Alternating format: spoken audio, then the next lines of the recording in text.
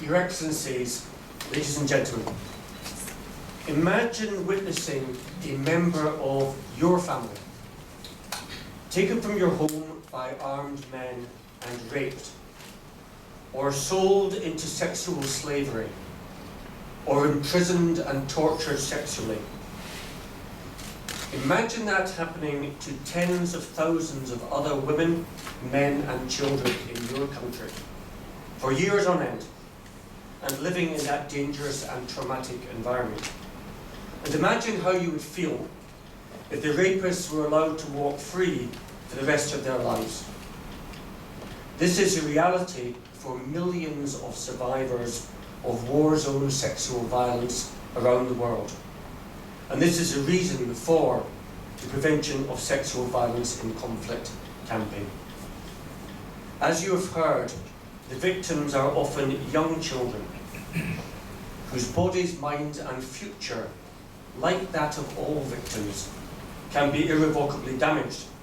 And such is the corrosive power of the stigma that it often attaches itself to the next generation, to children born of rape or the families of survivors.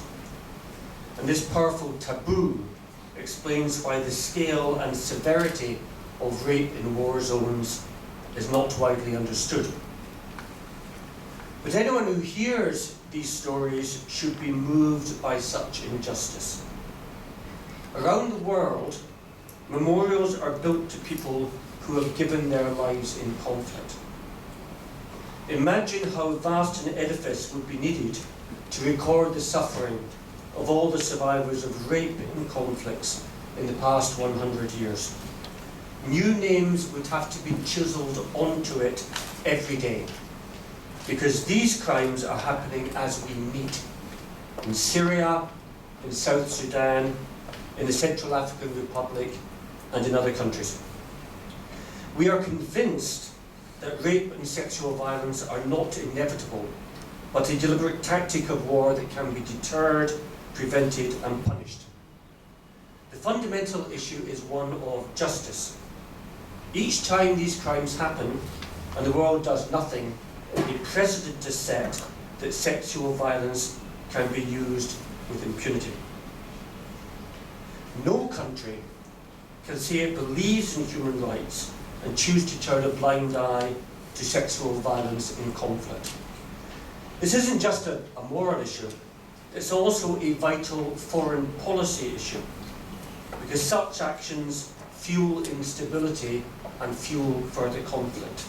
Ending it is a national security imperative.